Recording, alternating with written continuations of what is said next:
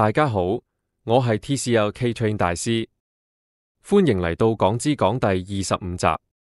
我今日會介紹嘅係昂坪360。昂坪360係一個連接大嶼山東涌及昂坪嘅架空索道系統，全長 5.7 公里，於2006年9月18日通車，為亞洲最長嘅雙纜索纜車系統。現時昂坪360合共有109個車廂，主要用車為標準車廂、水晶車廂同全景車。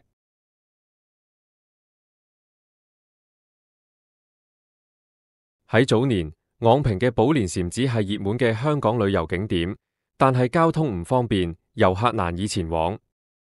1995年，香港旅遊協會提出興建東涌吊車系統，旨在提升昂坪嘅吸引力，改善完善交通及令更多遊人前來觀光。1997年亞洲豐融風暴後，財政司司長喺1998年5月宣布一系列振興經濟措施，包括喺大嶼山興建吊車系統，連接東涌及昂坪，並喺機場島南岸轉向站設置中途站，配合香港國際機場日後商業發展。政府喺2000年宣布興建東涌吊車系統往返昂坪，中途站位於機場島南端，預計2006年可以通車。不過，機場管理局認為機場站位置接近機場燃料庫，既對乘客構成潛在危險，又變相限制燃料庫擴建。2001年4月，政府邀請有興趣機構就吊車項目提交建議書，參與投標營運吊車系統嘅公司有地鐵公司、長實集團、新世界集團。而喺最後甄選中，地鐵公司奪得吊車專營權。最後東涌至昂坪吊車喺2002年2月9日動土。2004年2月，昂坪360嘅建築工程展開時，由於工程地盤位於郊野公園範圍，唔宜開闢道路俾泥頭車運載物料，因此施工期間，地鐵公司從加拿大租用6頭驢協助搬運物料。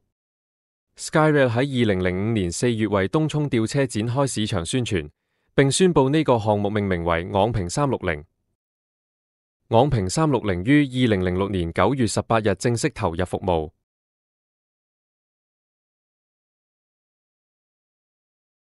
2014年3月，大嶼山發展諮詢委員會提出延長昂坪360至大澳嘅建議，政府後來表示會探討其可行性，以吸引遊客同加強大嶼山接待旅客能力。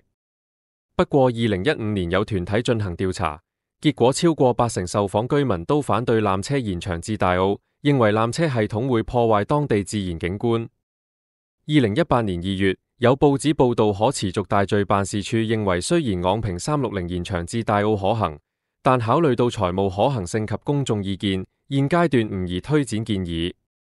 今日昂坪360嘅介紹就完到呢度，未完待續。